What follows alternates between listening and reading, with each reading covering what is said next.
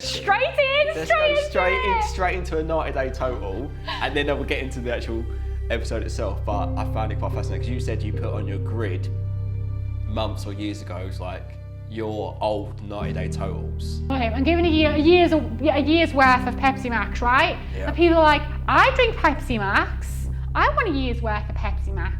Poshmark was just another like selling platform. There was no talk, no one knew about the live selling. It was just a place to list your items and sell them. When did you start, and how have you ended up here in your warehouse unit as we are today, doing mad numbers on eBay and also selling live and whatnot? But talk me through kind of where it began, this journey for you. Don't own the space, so how about I What just was this ask? before? This was like a car wash valet thing. Oh, okay. So that wall there, Yeah. that wasn't there when I moved in. So it was like a mini, they had that as a mini office because that's like where the power and stuff was. Yeah. And they used to just, because I'm the only one on this business park who has this little driveway. So helpful though. Which is good because I get like 90% of my stock I get delivered to me. Okay. So it's amazing. Yeah. So they used to have this and like come in and they've got we've got like water outside because they used to just like hose all the cars down and then drive them in here, valet them up and whatever. That's a vibe, isn't it? That is a vibe. That was a snipe. Was it? That was an online snipe. Was it a vintage snipe? Was Yes. it? Love that. It's beautiful. Do you know? Everyone needs to know this. Shouldn't share. Farm Rio, bang them brands. Oh look, we are giving out bolos there. Bolo. Bolo. Amazing. Cool. What's down this way? So this is like my main like inventory aisle. So this is like most of the listed stock is here. So kind of like it started off as this one little aisle, just like one little aisle, and the rest when I moved in, everything was one aisle, and the rest was like unlisted stock and just like kind of wasted space. This looks organised, by the way. This looks super organised. These are like the main ones. This is what I want to speak to you a bit later on, actually, because this inventory system is very different to the way that I do it. But Is it? I can imagine when how many active listings do you have, roughly? About eBay? 1,800. Wow. Okay. Yeah, 1,800. Yeah. Which is mad because like I've seen people with garages. Yep. So a lot of people who have say a similar amount but are just in one single garage, they will not sell anything that does not fit in a poly mailer. Yep. So it rules out shoes, it rules out big coats, stuff like that. Yeah. So that's a sacrifice I make. But for me, my higher ASP is here. Like this is my higher ASP. Yep. Obviously the coats, and then like some of this stuff. So say this might be like 20 quid. So that's not particularly gonna bump my ASP up much. Okay. Do you aim for like what is your ASP at the minute? Do you mind sharing that? So I think at the moment I'm on around £27. Okay. But bear in mind I do free postage on everything, so that's like included. Okay. Do you want to see around the other side? Let's see the other side. Yeah. Cool. So I'm not gonna lie. This is not as neat. Health and safety. Really need a trip over. I'll keep that in. So basically we do need to have like a big like re-sort out because we're so gunning at the moment for Q4, just trying to throw listings up. And obviously with whatnot, like I'm doing 2 shows a week, so it's a lot to keep on top of. But basically if we ignore, so this is kind of a mixture of rubbish and things like just that need to be sorted basically. Yeah. So more shoes. But like you can see here, like there's like loads of empty space there where we're pretty good at keeping on top of the consolidating of the boxes. Yeah. But stuff like this, like kind of consolidating that. So why not stay with this type of SKU system, the A to Z, and move to the number system? Is that because of the loss thing that we mentioned a minute ago? Where you went, actually it wasn't in that place, but I could still find it because of the photo. Like why move from this to that system? So say I had those little items in here, I'd probably fit maybe 20 to 30 in. Yep. But I'd come to it and I'd be like, okay, big G. And then I'd be like rooting. And it's always the last item in the box.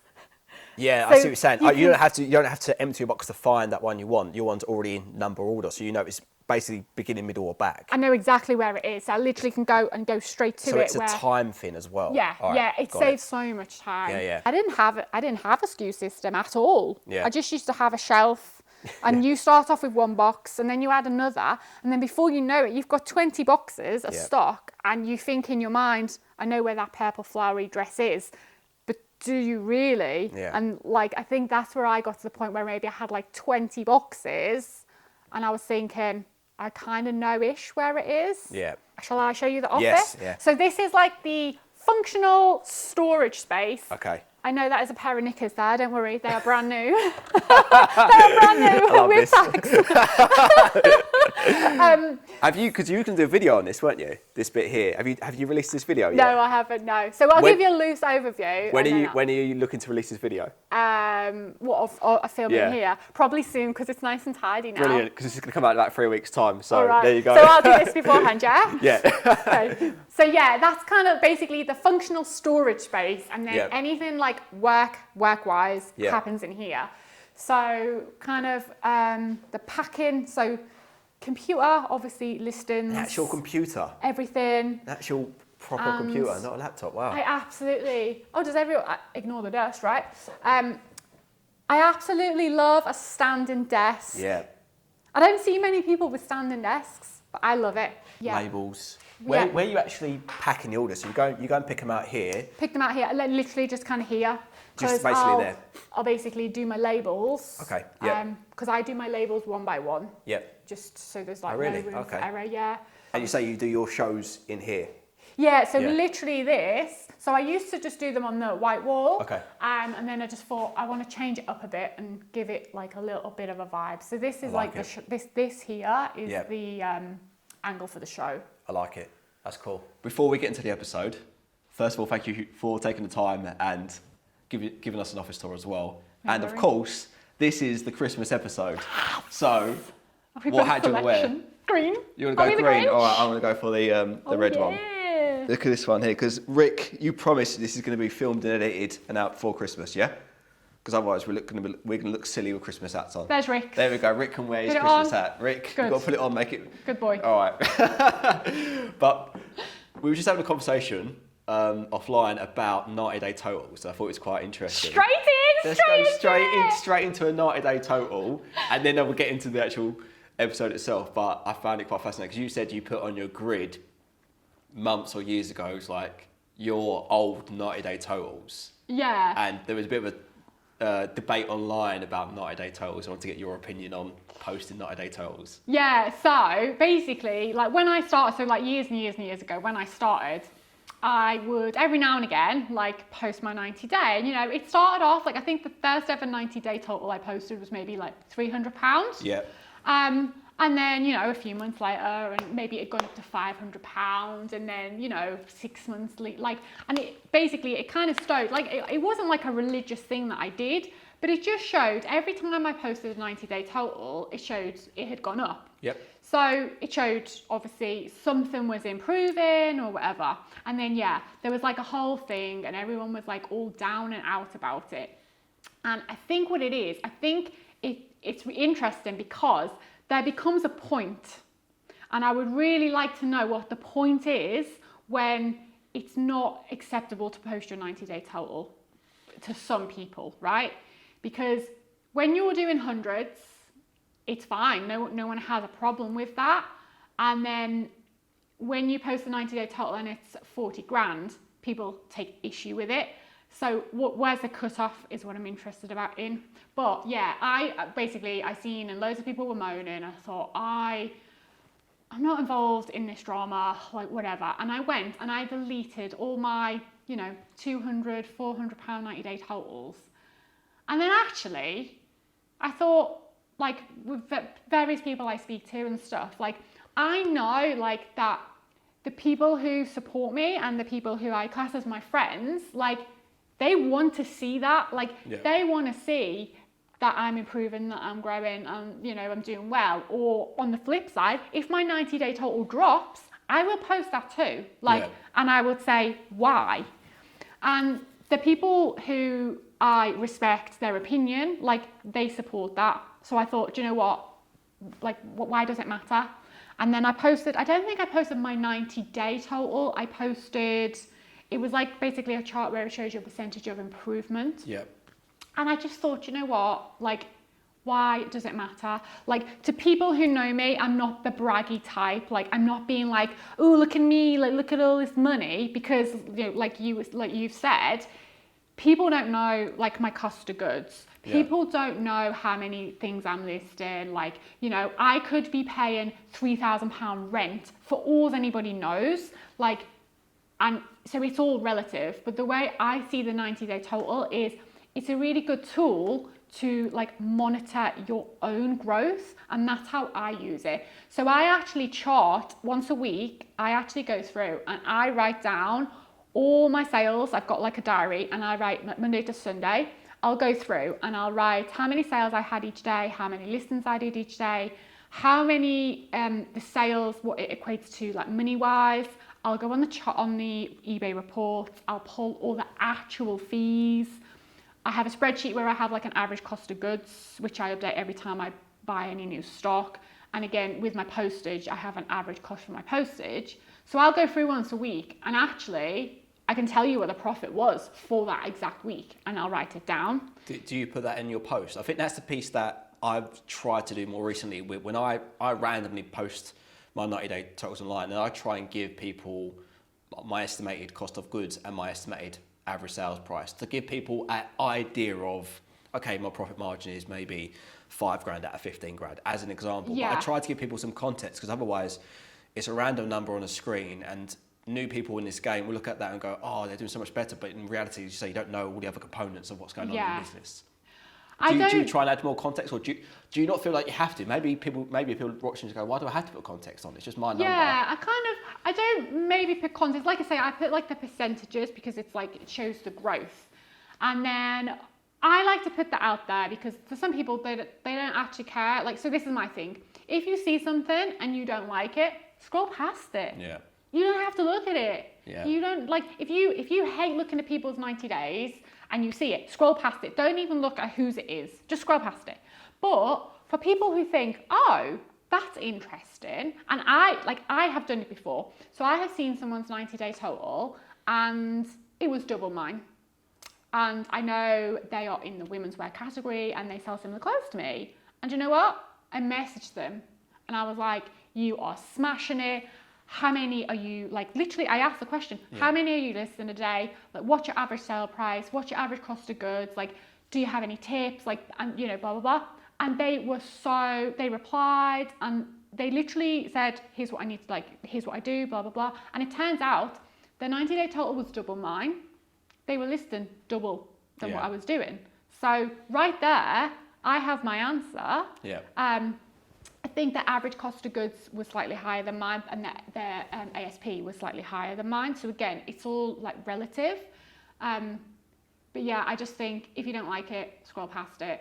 It doesn't matter. But it is a great tool, even for new people. Like if you're looking at your 90 day and your 90 day is £500, like make a note of it. Yeah. And then in 90 days time, look back, because I bet you in 90 days time, if you carry on with what you're doing, it's going to be more than £500. And imagine, like, there's no other business, maybe there is, I don't know of any other business where you, from one 90-day total to the next, you perhaps could have doubled. And that in itself is like a motivational tool to be like, wow, I can literally just do this. And then if I do it again, and if I do it again, and then before you know it, you know, you're where you need to be, or where you want to be. Because obviously, I do this full time, so where I want to be is a completely different place to someone else who's doing it part time. Yeah. Obviously, we're now filming this kind of tail end of November, which is middle Q4. Yes. How's Q4 going? Yeah, really good. Yeah. So my husband joined the business probably like a month and a half, 2 months ago now, and we timed it basically so he would come over as Q4 hits. Because there's always a wave, isn't there? So we're kind of riding the Q4 wave while we, you know, just figure out like who's doing what, how we're going to work together. Like, are we going to do everything on my store? Is he going to do some on his? Like, because he's kind of like interested in everything. Yeah. I sell women's clothing. Like, I get it. He's not probably massively interested in women's clothing. So just as we kind of figure stuff out. So yeah, it's going really good. And yeah, we're kind of just slowly like increasing the listings, because what I didn't want to do is just all of a sudden double the listings, but then eBay aren't going to I've got like a spreadsheet which I didn't make, someone else made, and they like gave it to me. And if I would have just doubled the listing, I'm pretty sure it said it would have been roughly around 12 months for eBay to almost catch up. Yeah. So yeah, because my thing as well is like I quite like being at Nirvana. So, you know, list 20, sell 20, like that's my ideal. Like I'd like to get to a point where potentially list 50, sell 50. Like that would be, that's the end game for me. Do you have a daily listing goal at the minute during Q4 right now? What's your listing target? So it's 20 live every day. Okay. So, but we only work Monday to Friday. Okay. So Monday to Friday, So okay. Monday to Friday we're doing them, but we're also building a draft bank. Yeah. And then when we get to like a certain number in the draft bank, that's when we know, okay, we can go up to 25 a day. And then when we get to, again, another number in the draft bank, okay, we can go to 30 a day. So we want to be at 30 a day by January. Okay. So we are going to go up to 25 a day soon. And then 30 a day, and then, kind of just work it out and go from there. So you mentioned your husband's joined a business. I think also in one of your old recent YouTube videos, you mentioned that you've now become a limited company. Is that right? Yes, literally they sorted it, and we were able to do it from the 1st of November.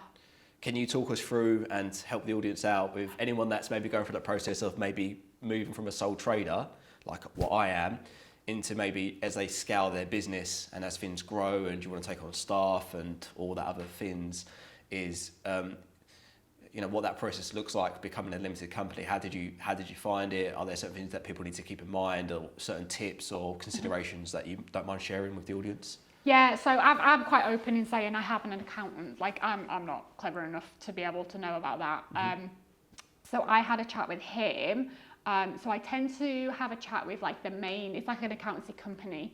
So I'll have a chat with the main guy, like maybe like once every year, at least basically when my, like when you do your self-assessment tax return. So I had a chat with him after my last tax return, and he was like, I really would recommend you going limited, like you're going to. Because you was you already VAT registered to be clear, right? VAT registered, and obviously you was over the VAT threshold, I presume, last year. Yeah. So he was then speaking to you about becoming, what was he, did he give it reasons why, or did you just trust his decision on going down that road? He did say, so I think you can work the tax system more efficiently as a limited company, because there's like certain things, so like and again, I'm not like a professional, but this is just what remember what he's told me. Full disclaimers, we are not accountants. We don't claim to be. We are not. I use QuickBooks. Shell has an accountant, so we were just spinning off ideas here. And please, for any actual professional advice, go speak to an accountant. So as an example, what he gave me is when you're a sole trader, everything you basically get in, any income and basically once you've taken all your expenses out, the chunk of money, you're taxed on that. Whereas when you're a limited company, there's other things like, as an example, as a pension. So if you pay yourself a pension, it's from the limited company, that's classed as a business expense. Okay. So it's about being tax efficient. Yep. So he rather recommended, than paying yourself and then you putting into a pension pot where you've already been taxed on, as an example, maybe. Exactly. Yep. So that was like one example, and there's like a few other things, but he basically was just like, I would advise this for you. Yep. Did you find it difficult, or I'm guessing you have done a lot of the paperwork anyway, but like from your perspective, what you had to do, like was there many forms and a lot of registration stuff online? I don't actually know, I've not gone through it myself, but was it mainly the accountant that took most of that kind of ownership? They mainly did everything. So I had to just do like one initial form, which was online, like really easy. It was like their form, what they've made. That was really easy. And then, they did everything. And I think what they did is, so they had to register me with Companies House. They had to register me something to do with like PAYE, like because technically I will be like an employee of the company as well. So there was something to do with that. And then they advised me, because I was already VAT registered, they basically said to me they would recommend me getting a new VAT number to go with the new company. Interesting. Okay. Because they had it before where they transferred a VAT number from a sole trader to a limited. Did you transfer your? I was going to ask you this. Did you? So maybe not the VAT number, but did your sole trader number, UTR number, transfer into this limited company, or was it a completely fresh? Yeah, completely fresh. Yeah. Okay. So yeah, the trickiest part about it was that new VAT number, but I think it was because they had to do it, and then something got done, and then within the company there was breakdowns in communication. Something got rejected, it didn't get fed back. So I was chasing that for quite a few months, but anyway, it got sorted. How long did it, from start to finish, of you going to your accountant, let's do it, to it becoming official? How long was that process? So I think I said let's do it in August. Okay. And then we only got everything in order. It was the VAT number that was what was causing issues. Yeah. On the 1st of November. Okay. But I have a friend who was not VAT registered. They did both at the same time. So they went limited and VAT registered at the same time. Theirs was up and running within 2 weeks. Okay. Yeah, it's just because of the circumstance that you had to get a new VAT number. And you already had a VAT number. Maybe took a bit longer. I think so. Yeah. That's good to know. Mainly for my own personal interest, if I ever wanted to go down that road. Yeah. Later down the road. So that's cool. Right, we'll talk about Q4 a little bit, and obviously that's all kicking off in a minute. So thank you for taking the time for today. Where is this accent from? I can't place this accent, by the way, because we're kind of down south in Sudbury. I say down south, but but I can't. Where's this accent from? Liverpool. Liverpool. You're Scouse. How do you end up down here? Why is Rick doing the pub? Because he supports Liverpool Football Club. That's why. But there you go. Yeah. You're Scouse. Okay. Talk me through this. So I was. Basically born and bred in Liverpool, and then I left to go to uni. Yeah. And then I never really went back. So I lived in London for a bit after uni, and then I lived there for a while, and then I met my husband, and my husband is from Suffolk. Okay. So I moved here, and this is basically what happens to an accent, which was like really, really Scouse, and then it gets diluted. Kind of gets diluted, yeah. So yeah, it's a bit weird. A lot of people think I'm Australian, which is funny. Yeah, I couldn't work out if you were from abroad. Anyway, but yeah, no, it's from Liverpool. There you go. I'm sure people in the comments will go, oh, there you go. Like, I can make it more Scouse if you want. You have to stay that way now for the rest of the episode. That's good. So yeah, we've gone through employing your husband. So he done a bit of reselling as well, because I've seen some bike bits, or I don't know if they were bike bits, and you mentioned obviously he may not be as into women's clothing as what you are. So yeah, how are you finding that at the minute? What is the plan to continue selling obviously your type of goods, women's clothing, or is he going to do his own thing within the company? Kind of what's So this was again part of the whole like limited company formation. Yep. We're both directors, we're both shareholders of like my main company. Yep. So we're both equals like in that, and the plan was for him to come in and basically work on mine. Okay.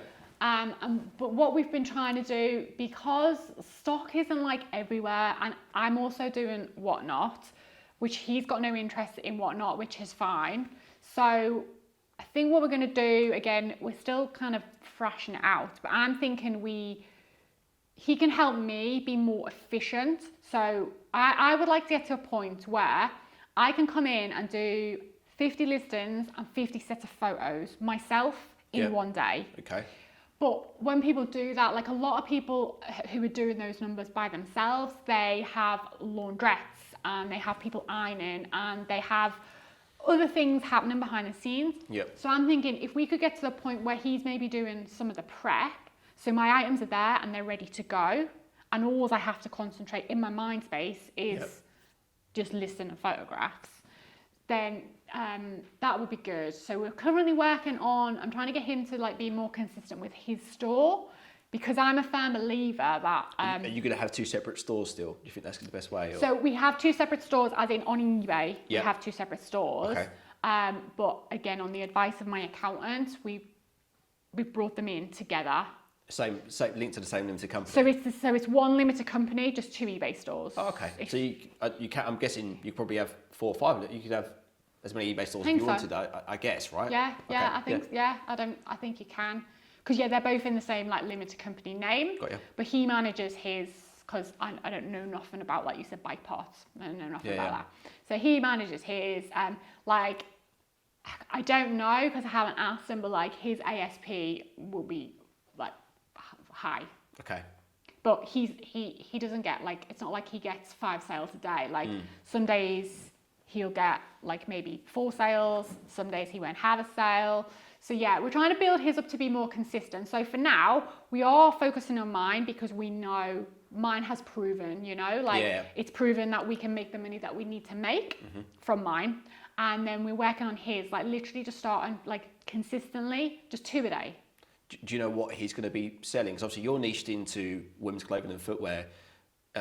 Is he going to be selling similar type, or is he going to be selling I don't know, is he same random stuff? Random. Everything seller. Everything in everything. Yeah. So like I was saying, this neon sign, that was in his shop. That was one of his finds, and it didn't sell, like it was sat there for ages. Nabbed it. So I was like, can I have it? And he's like, okay. And yeah, like bike frames. Okay. He's quite like, he'll put he'll see something and think, that's a bit like unique or weird, or I've never seen that, or what could it be? And then he'll spend a lot of time like researching like what it is. And then he'll decide, yeah, I will buy it, or like, no, I won't. So yeah, he's got a lot of like kind of bigger ticket items, I guess, in his store. Yeah, all right, cool. And you touched upon it there, live selling. Yes. And I love it. I absolutely love it. I'm all for it, guys. When are you going to do it? They won't let me on yet. Oh, because menswear. Damn you, whatnot. Oh. Damn you. No, I think because I've tried to get into the footwear category. Yeah. And either they don't like me or it's not opened yet. No, it's not open. No. Okay, it's not opened yet. Because and so is it only at the moment? It's just fashion wear or clothing, which is open. Contemporary women's wear, I think, is like technically the category that we're in. But. Okay, that makes sense. So you started on Poshmark, live selling, and we'll get into Poshmark in a minute. But I just wanted to shout out that your reaction video to what Poshmark closing down made me think differently about the whole situation. My live reaction, and when on Instagram, it's still on Instagram, was very much saying kind of, I could see it coming. Yeah. But I didn't have any empathy to the people that have been on it. And when I watched your video, I was like, oh, there was a real community on there. People actually had a good friendship on there, and built a community of friends. And I was like, I missed that in my reaction. I was blindsided about like, not I was right, but like I forgot about that element. So just wanted to say that if you haven't already, go watch that video, because I think you've done a really good job of someone who's actually been on the platform and then was doing it, and your kind of reaction to it, I thought was perfect. So yeah, just a little plug there for yourself. But yeah, just talk me through that kind of 6 months I've been on Poshmark, and we'll get onto the closure at the end, but just talk me through kind of how you found it. So like this, I understand, right, how dramatic this sounds, but for anyone who like knew me, or actually probably didn't know me, Poshmark has changed my life, because I was on Instagram. I didn't really say much. I didn't really post stories. I didn't really do anything. I didn't really like talk to people on like a day-to-day basis. Like I didn't have like reseller friends who I would check in on with really. Like I had a few friends from the Daily Refinement group who I would like kind of touch base with like on a weekly like basis, but I didn't really have like any friends. I wasn't really involved in the community at all. And then Poshmark came along, and I was like, well, been waiting for this for years. Like, hear all the Americans talk about it, how amazing it is. Like, I'm jumping on it. And at this point, don't forget, Poshmark was just another like selling platform. There was no talk, no one knew about the live selling. It was just a place to list your items and sell them. Yep. And I went all in. So in beta, there was maybe 300 of us. And I was like basically cross-listing every single night on beta, putting everything from eBay into Poshmark. From eBay? Yeah, basically just making sure I had like a nice beefed up shop. And then obviously it was all about the sharing and blah, blah, blah. And then in beta, because there was like a small number of people, you got to know like who was who and what they were doing, what their stock was and all of this. And then, yeah, live selling then came about and I was like, well, we'll give this a go. And then from there, like that live selling, it kind of like ignited something in me. Like, why do I always doubt myself? Like, I think I come across maybe as quite confident, but like I always second guess myself. Like, am I good enough to be doing this? Should I be doing this? And I just thought, you know what? Like live selling, like going like years back, like uni, like college and uni, like I did theatre. Like my degree is in like theatre and performance. And I thought like, I think I do have something like, so I need to do this live selling. And then I did it and like the reaction that I got was great. So that kind of made me then push more like, oh, maybe I can chat on Instagram stories, like maybe this. And obviously you probably find like the more you share on Instagram, the more people engage and the more people will DM you and the more like people want to be your friend and they want to chat to you. So that like in itself, and now like I've got people who like I talk to like on a daily basis because of live selling and we talk about all different things. And I never would have had that. And I definitely never would have started YouTube because this sounds mad, but like the whole Poshmark thing, like going on Canva and like making little cute, like little, the little like front page where you advertise like your show. Yeah. I was like, because I am quite like a creative person and I find... You can see that, by the way, in here. You are very, you come across quite creative. So, but with reselling, it's not very creative, is it? Like doing a listing and put it on eBay, it's not very creative. And I kind of had like forgot about that. And then just by like going on Poshmark and like making these little like things on Canva and then thinking, what can I do to be a little bit different, like in my show or make it a bit different? Like I kind of want to bring the fun element. So that kind of then just had me thinking like, oh, like maybe I could do. And like I'm quite good friends with like James Baldfines and obviously he does YouTube and he would always say like jokingly, Michelle, when are you going to start a YouTube channel? And I'd be like, no, James, like no one wants to watch me, like I'm not interested. And then basically through the live selling, I actually thought, oh, well maybe people would like to watch me or see what I'm doing behind the scenes. And that was how like YouTube came about. So that it definitely wouldn't have happened without Poshmark. How do you find that first show? Kind of going live on the camera for that first time then, considering you hadn't really branched into social. Yeah. Even though you seem quite a like natural social person to be online, so like you've done that first show and that you were just hooked. Yeah. So I think before the first show I was like started dabbling in Instagram, like in stories, just like chatting on. So, and then I'd like also started talking to people and like voice note, using voice notes and all of that. Yeah. So I kind of knew there would be people in the show who knew me, I knew them, and just someone to like kind of talk to if all else failed. But it was like. Did you make money on the first show? Yeah. Profit? Yeah. Oh, okay. So not only did you enjoy it, but it commercially worked as well. Yeah. Okay. Yeah, and like some of my earlier Poshmark shows, I had, Claire's accessories. Yep. So, like, I probably had it for over a year. I bought a pallet of Claire accessories stock, right? And I completely underestimated how many pieces. When you think, like, you can get, like, little tiny earrings. They're this big. Yeah. And it was a pallet of stock. Like, I completely underestimated this pallet of stock. And I'd been working through it and, like, selling it on eBay and whatever. And then, basically, I just had boxes left and I just never done anything with. And it was the perfect opportunity. And I made, out of all of this like leftover Claire's accessories stuff, I made bundles and then I sold them and people loved it. Yeah. Like, they went down so well. And now I'm like always on the lookout for another Claire's accessories palette. So fast forward a little bit and the abrupt end of Poshmark. And it sounded like not even the ambassadors knew prior to it being announced. And I went, by the way, as soon as it got announced, I went on to a live show and someone started a live show and they didn't know. And everyone in the comments was like, I'm really sorry. And she was like, I'm sorry for what? I was like, I felt so bad for her. Like that the people doing the shows and the people that have been in the community weren't told in advance. And I get maybe why, because there's employees and that involved, but Yeah. I know you gave your reaction, but like, how did that make you feel? Like, and was Whatnot ready for you then? No. So it wasn't like you already knew Whatnot was in the pipeline. It felt like a bit of an abrupt end, or yeah.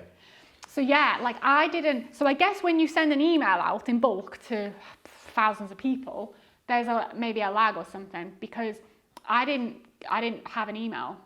Like I literally went on Instagram and like people were like WhatsApping me, and it was like, what's happened? Like, oh my God, like I can't believe this. Like, did you know? And I'm like, well, what are these people talking about? And then it literally like punched me, and I was like, no. And then I checked my emails, and that was the email. And yeah, like no, we didn't have any forewarning, nothing. And I get it, because obviously, you know, yeah, if I would have known earlier, there's certain people who I would have given a heads up to. So you kind of get it, but like it was an absolute crunch, because so the day before that email came out, there was supposed to be a Poshmark event in Bristol, and they cancelled it with a week's notice. And like loads of people had already paid for like trains and like hotels and all of this, myself included. And I couldn't get any money back. So then one of the girls on Instagram, she was like, let's just meet up anyway. So someone arranged like a mini meet. So I think there was maybe, you know, like 10 of us. Was there no questions to why that got cancelled so late in the day? Yeah, like people, but we were like, why? But obviously they didn't. You didn't have a conspiracy theory, no? Or didn't get that no, far? You I thought it was didn't cancelled? I was just thinking, oh, like maybe it's just because they had just had Posh Fest in America, which is like it's like a festival situation. That had just happened. So I was thinking maybe they're bringing in changes and they want to start rolling these changes out in the UK. This was my theory. And they would rather spend time and efforts in doing this than doing like these events. That my naive think that's what it was. So yeah, we went to this. So some of us went to this little meetup anyway, and at this point, Poshmark was fine, everything was fine.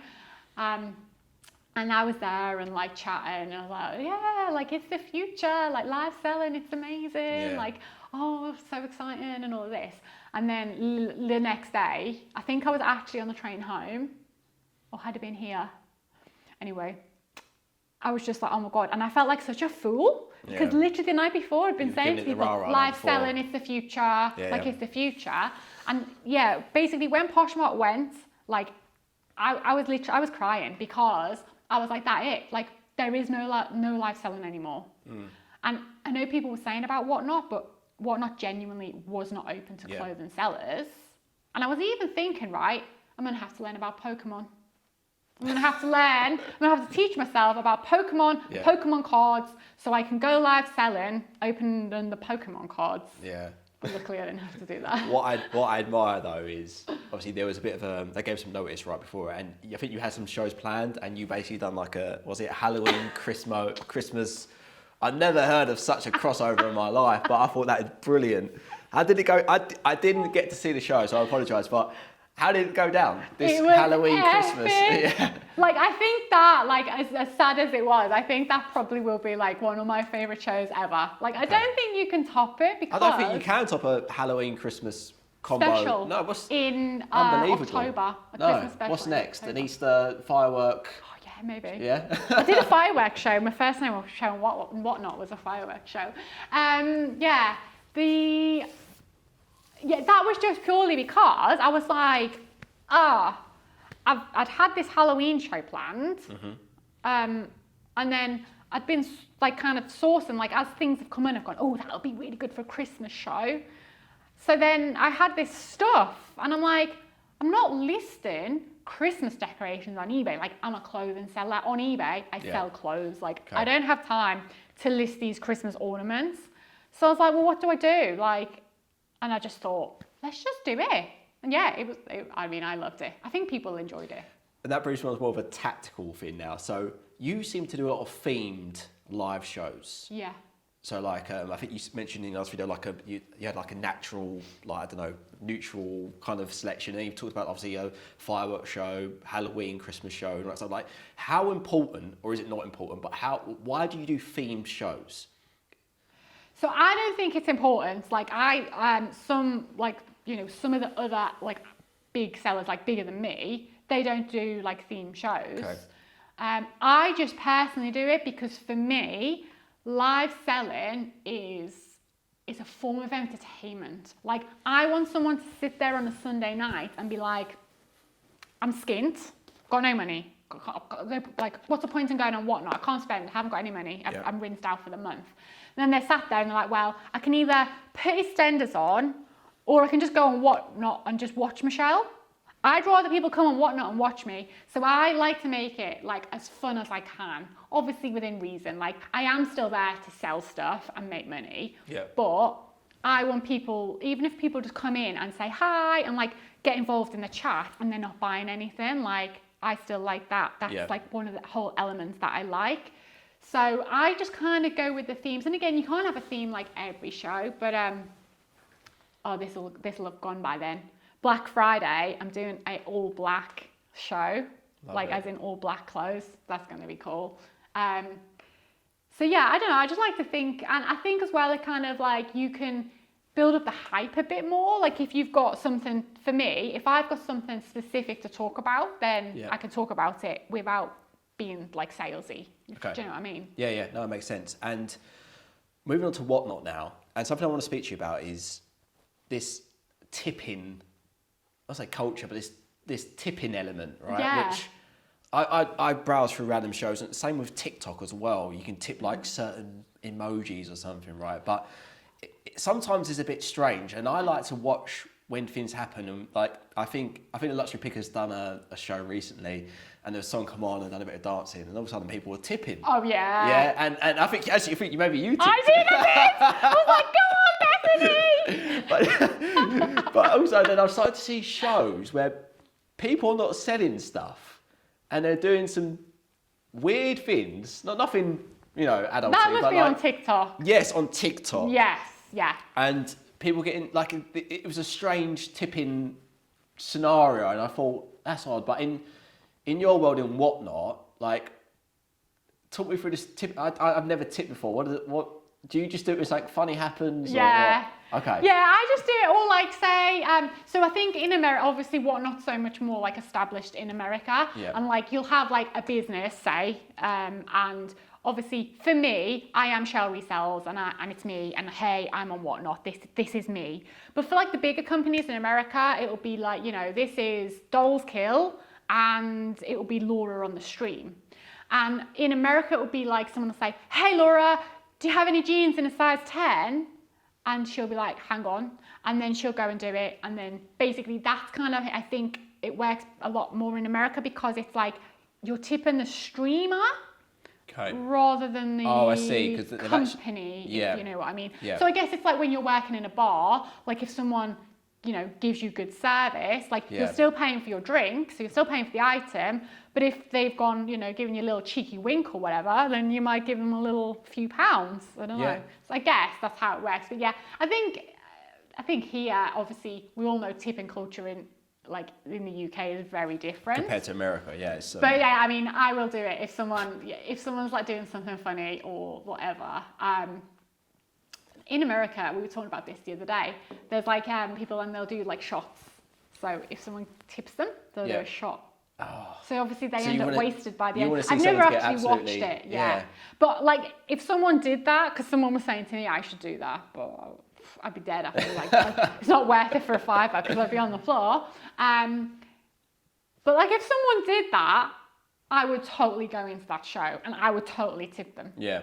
To watch them get wasted, even though it could just be water. But I think, I don't know, it's funny. Yeah, no, it's funny. So are you selling more on Whatnot now already compared to what you've done on Poshmark, or is it fairly similar? Maybe it's hard to guess because of the type of goods you're selling, but just generally, if you were to put a pin mark on it, more or less same? Yeah, I think generally I'm selling more on Whatnot. So I'm doing 2 shows a week on Whatnot at the moment, whereas only doing 1 on Poshmark. Yep. I do think already though that Whatnot has branched out into other people. So as an example, my sister-in-law, she's got no interest in what I do. Like she's not no interest in reseller, nothing. She knew I was on Poshmark because I made her sign up so I could get the credit thing. And I think she went on and she bought something and she deleted the app. That was it. No interest. She's done the same on Whatnot. And I go in people's shows, because I go in a lot of shows to support people and see what people are doing. And there's my sister-in-law bidding on stuff. And I've said to her, it's addictive, are you addicted to Whatnot? And she's like, yeah, I am. My wife's addicted to TikTok shops. Does she watch the sweet shop? She watched the toys one where they're packing toys, literally like someone's ordered something from the shop and they're packing the toys and then they're selling something in between. And she'll sit there for 2 hours, and that's what makes me think, like, it's when I'm seeing, I don't want to call them normal people, but like everyday people, I like being like driven or drawn to something. Yeah. And I'm like, okay, there's something here, and that's why I'm really like obsessed with live selling. Also, giveaways. Yes. Talk me through why people really do giveaways. I want to know. Do you do giveaways? Oh yeah. I do them. So the thing is, I want to give you my perspective, but I want to hear your perspective first. So when Poshmark, going back to Poshmark, Poshmark, there was no facility, there was no function to be able to do giveaways. Okay. But for me, if I can, so like, because I've got like years and years of stock, and I've got like stuff where you might think that's not worth selling, like on eBay, say, because by the time you factor in postage fees, blah, blah, blah, blah, blah. So I would like to do like little like mini giveaways or like include things in people's orders and stuff like that. But there was no way of making that a thing. That was just something I'd done. So my Halloween show, the whole point of that was everyone got a trick or treat bag. Got ya. But as you do giveaways on the show itself, you know, you can give away like So you mean what? Yeah. So Whatnot. Yeah. So Whatnot is a whole other thing. But that was just a pretext of like I kind of like giving stuff away. Like obviously, if you can, not losing money. So then Whatnot, obviously it's a massive thing, like giveaways, like the Americans, it's what, but Whatnot, right, so Poshmark fees were 20%. All in all on eBay, I'm probably paying 20% fees, factoring everything. Whatnot, the fees are, I think it works out around 11%. Okay, so I've got 9% extra, yeah? Well, for me, and this isn't something I've thought of, this is, I think, Chris Daily Refinement, he talks about this openly.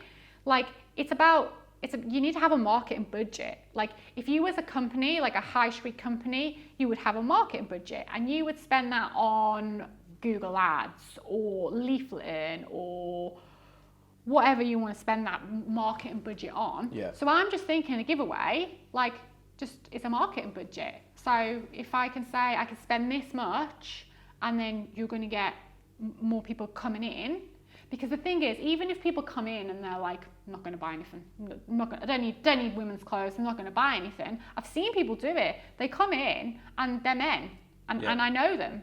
Yeah. And they buy something. And I'm like, what are you buying this for? And it's because they're caught up in it. Yeah.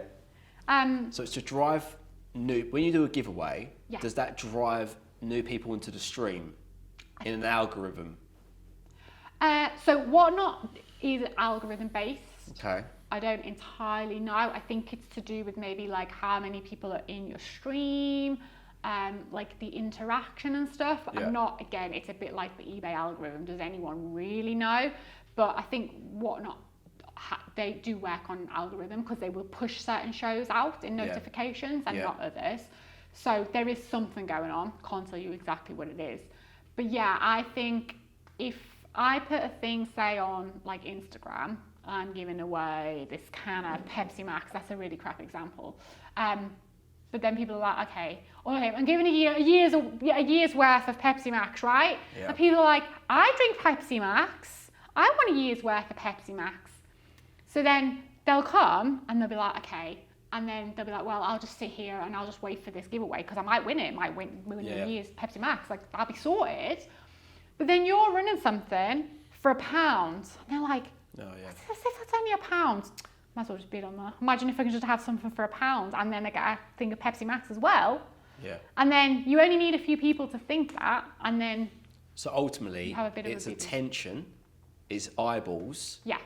and also what I found for me as a consumer, it was 100% retention of my time. And what I mean by that, I was on the Luxury Pickers stream. I think I was there for about 20 minutes. Loved it. I bought actually a pair of dog chinos. See, yep. You're there, you're one of them. And because I was like, one, I love them, two, I want to support them, and three, I'll probably resell it and make a bit of money. Although it's not much resale value, but that's not the point. It was cool, I want to support, all that stuff. But also, I was about to leave the show after 20 minutes, where I had to go and do some bits with the kids. And I was like, after the next one, guys, I was like, hang on, what's happening here? After the next one, we're going to do a giveaway. I was like, oh, I have to hang on there, haven't I? Yeah. And I hang on, they do the next one, and they go, right, we're going to do a giveaway. Brilliant. Enter, right, 5-minute countdown. All of a sudden, I'm there for another 15 minutes, past the point where I was about to leave because I had to go and do something. And they're very conveniently placed, like, you know, through it isn't like up front or at the end, like randomly through the stream. So you never know where it's going to come. And also, you kind of then retain that person's attention, which it works for me, and it would work for the average consumer. Yeah. Have I hit the nail on the head? Yeah, that's what it is. You just want to generate interest, isn't it? And you want people to stay in your show. Exactly. And it's a tool. Yeah, it's a tool. Yeah. But eBay, and you've openly spoken about it, eBay's still the biggest part of your business, correct? Yeah. Okay, eBay's cool. king, yeah. Just with eBay, I've done eBay for years and years and years, and, you know, I know exactly what works on eBay. Yeah. So I think eBay will always be a part of the business, just because it works. And I know if I do XYZ consistently on eBay, eBay will give me XYZ consistently back. So yeah, eBay's king. And you're part of the Daily Refinement group. You mentioned Chris a couple of times there. There's been a bit of there's been some changes. Yeah. Don't have to put that there. There's been some changes in the group of late, and because it's all over YouTube and many other places. Are you still in Chris's group? Have you moved to Tech's group? Both. You're in both groups. Oh, look at that. Okay, great. I know some people have made a decision to stay or move, and that's either here or there. Okay, cool. I want to know, how long have you been in the group for?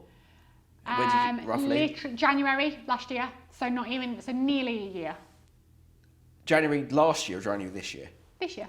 Okay, so not even a year. No, not even a year.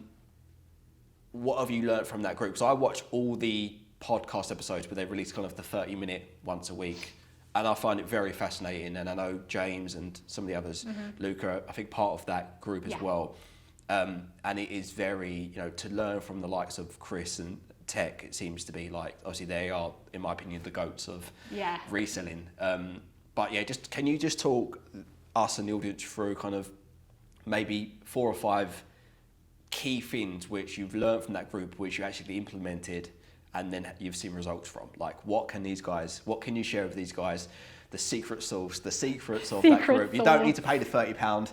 You can just come and watch this podcast and learn it all. But what have you learned? What can these guys learn? Right, listen, so people slide into my DMs and ask, like, is it worth it? Should I join? I think it's worth it. Right? I don't do it, but I think it'd be worth it for a lot of people. And do you know what the one thing that I tell everyone?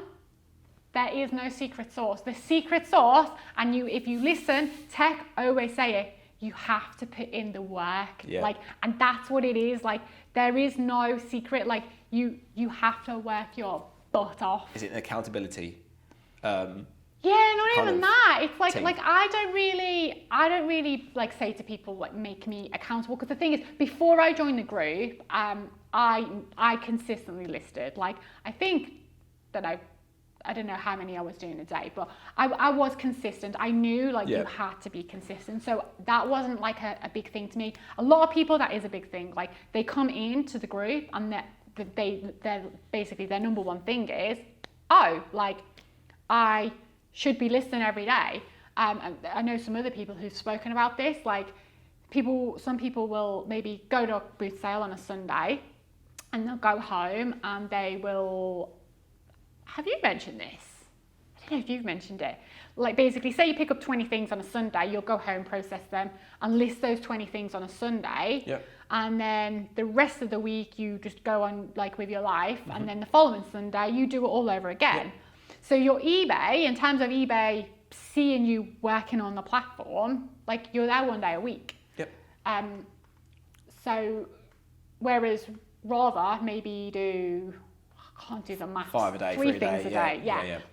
Like kind of schedule them out. So then eBay sees you're being consistent every day. Yep.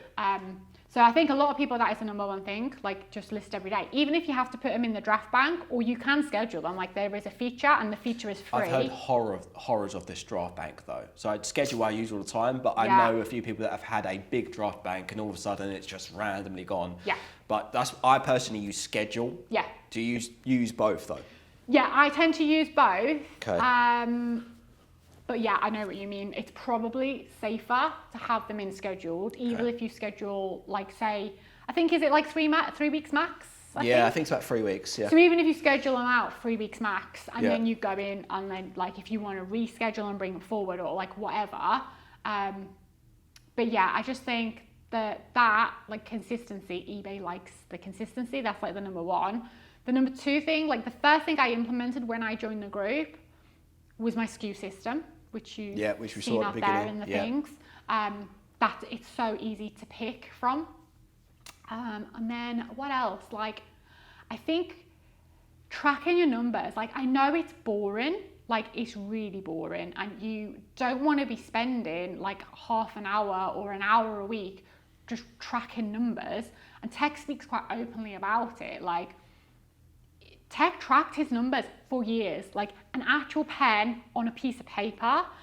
And that's what I've started doing. And like, you know your numbers so much more when you're actually writing them. Like, I know you can put them in a spreadsheet, but yeah, if you actually write them, and then you can't help but then compare to your previous self. Like what I was saying before, like, you don't need to compare to anyone else, you just need to compare to yourself. Like, if you go from 1 week to put in like 10 items in your store, and then the following week you put 20 items in your store, and then you keep tracking it, like, obviously you're not gonna sell double overnight. Yeah. But from that point onwards, you should really see some kind of increase. And if you don't, then you can see it, and then you can go back and then be like, there wasn't an increase. What have I done wrong? And try and figure out, oh, is it because it's not as quality stock, or I sourced differently, or I had a lazy morning and the listings were bad, or the clouds were out so the photos are rubbish, you know, or whatever. Yeah. I just think it's really good to be able to compare yourself to yourself and know your numbers. Because I think you openly documented this on YouTube, that kind of you had a flat year. I think you went VAT registered, and then you pretty much done the same again the following year, and you had a decision, right, whether to scale down or to really try and push it. And is that the catalyst behind you joining the group to begin with? Yeah, exactly. And how much have you grown since then? This year, are you on track to beat last year, or is it hard to gauge it as of? Yeah, no, I definitely am. So I tracked, I haven't got my notebook, no. I tracked again, it's turnover, so whatever, but my turnover for, was it October? Yeah, we're in November now. My turnover from November, literally just gone, like last month, to the year before was double. Wow. Like, and I know my husband has just joined the business, so in theory, like, yeah, it should be. But obviously, that hasn't seen the full effect. Like, we're not working to our capacity yet. But even before, like, even if I look at, you know, like numbers earlier in the year when it was just me, they're so massively up. Like, what as a percentage of that is? Yeah, what percentage of it is eBay versus whatnot/Poshmark? Like, if you had to take a guess, maybe you know it, but a guess otherwise. No, so when I track my numbers, and what I'm talking about now, it's just eBay. Okay. Yeah. Oh, okay. Well. So I kind of almost look at the others as, because the thing is with the live selling stuff, it's so new that it's hard. I haven't got anything to compare it to because it's so new, and B, I think it is going to take a while for the general public to come and know about it. And, you know, so again, it's just with the live selling at the moment, I'm just being consistent. Yep. And it's a good sound for you, reckon it? Can you hear that?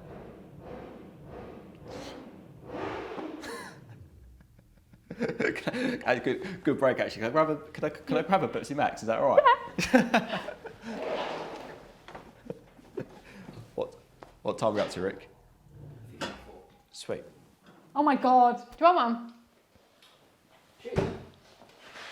Thank you very much. That's cool, little fridge. I like that. Little fridge, yeah, no kettle, just a fridge. I like it.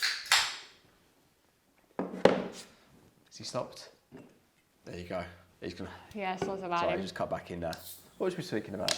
Speaking about what you was mentioning about eBay revenue. Oh yeah, I'm not tracking. You're not tracking what not? Yeah, not like within the numbers, right? Ready? Yeah, we're rolling all the time, so it's all good. This is the hardest bit to get going again sometimes. Yeah, no, because like the live selling is so new, so it's hard. Like I'm going into the live selling without any expectations. So I see what the Americans are doing, but we don't know how it's going to work yet. It's a completely different thing. I was actually doing some research. This is a side tangent. I was doing some research for a video the other day, and like the percentage of eBay sales within the UK, considering how small we are, is mad. Absolutely mad. When you think of the world. Yeah. Like I want to say it's like 30%. What, of eBay sales? Yeah. For the UK? Yeah. I've got it written down at home. That's It is an absolute mad number, like considering how small we are. I'm seeing a lot more GSP orders in a minute. Yeah. Are you? Yeah, GSP, yeah. It's brilliant.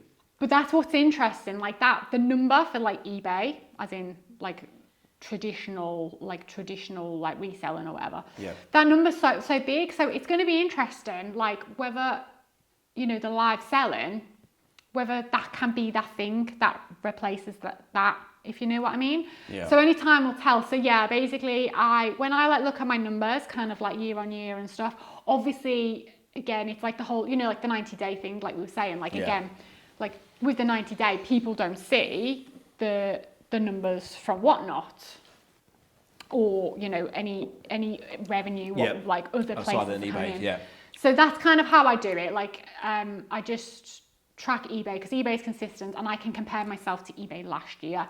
So like with the live selling numbers, I'll make a note of them, but I'm not going to start comparing really until, you know, like until there's like actual data, I think, to compare to, because it's so easy as well to like kind of get in your own head a bit, like, oh, well, I watched that show and they did this and they sold all of those things and like their average selling price was probably this. But it's obviously the people source in different ways, people have different knowledge, like people sell differently and things like that. So I'm kind of just being like, live selling, just do it. Do what I think is fun. Like if people seem to like it, then keep doing it and just try and be focused on what I'm doing, which is really hard. So how did you get into reselling in general? Just take us back now, kind of when did you start and how have you ended up here in your warehouse unit as we are today, doing mad numbers on eBay and also selling live and whatnot. But talk me through kind of where it began, this journey for you.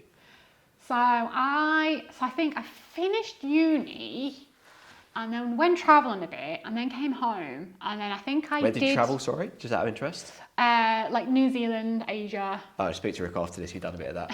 All right.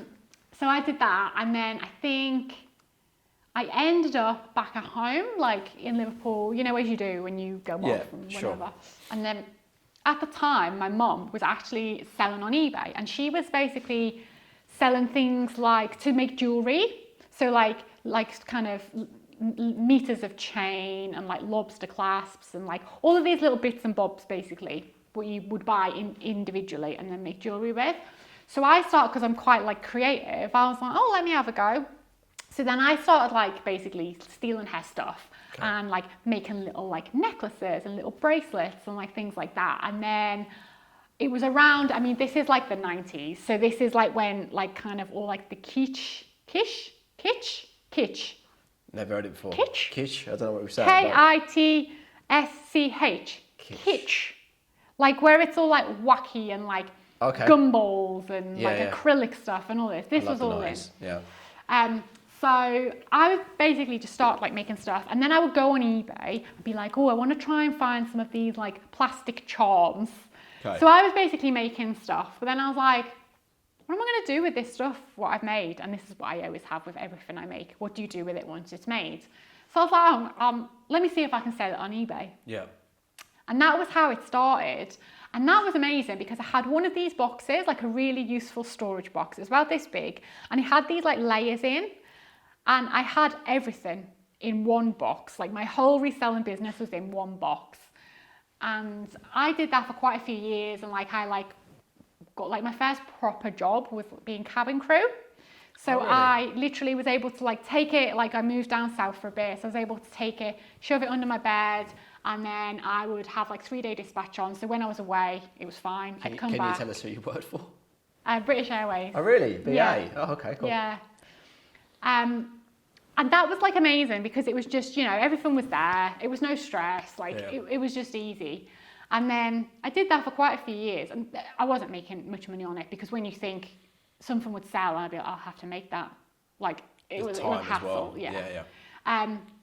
So yeah, that went on for quite a few years. And then I think what happened was, I think maybe I moved down here. And I just started, you know, when you start then like selling stuff from your house, I was like, oh, I'll chuck that on eBay because like I kind of know how eBay works. Chuck that on eBay. And then it gradually kind of grown from everything around the house to like, oh, like I started like seeing people did it on Instagram. I was like, oh, people go to charity shops and car boot sales. So then I started doing that. And then it kind of like just basically grown like from there. So I did it for like years and years, just part-time, like really part-time alongside like full-time like employment. What was you doing in your full-time employment? Would you mind sharing? So I went from cabin crew to travel agent. Okay. To basically, I was working, it's actually on this business unit, they're over in the corner. I was like an office manager for like a technical company. And yeah, alongside it, I was always doing this. And then lockdown happened, and obviously, so the reason I've always loved reselling, like as I properly got into it. And before I went on maternity leave, I was thinking, this is it, I'm not going back to work. And then I went on maternity leave, and then I was like, oh, I actually don't enjoy just being there by myself every day. Like, I wanted colleagues. So I went back to work after maternity leave. And then when lockdown happened, sales were going mad because everyone was in lockdown. And obviously I was working at home by myself all day. So I thought, why am I doing this? Like, the reason I didn't want to do it is I actually really enjoy my own company as well, but I just thought I like the fact of having colleagues, and I lost that. So I just thought, well, this is my chance. Like, sales are going well, and there was stuff going on at the company as well, which I was like, oh, I don't really like restructures and things like that. And I thought, I don't really want to buy into this. So yeah, I basically just made that decision in lockdown, and that was it, full time. Ever since? Yeah. It just scaled ever since then? Yeah, just trying No to grow. regrets? No. No? Well, do you know what? My one regret is